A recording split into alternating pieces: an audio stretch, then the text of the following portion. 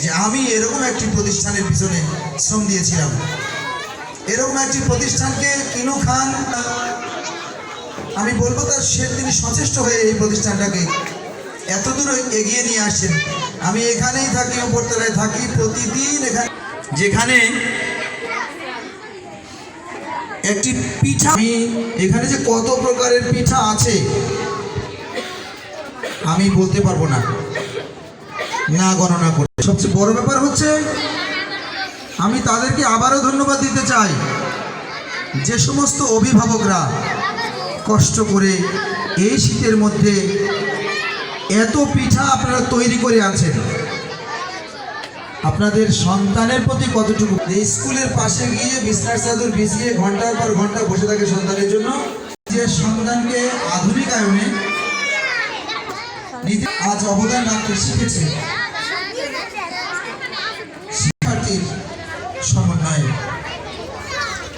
এই শিক্ষাকে ফলপ্রসূ করতে হলে এই তিনটি শ্রেণীর মানুষদেরকে সবসময়, ওখানে গ্রামের মায়েরা যে পিছিয়ে নেই আমি আবারও স্বীকার করছি।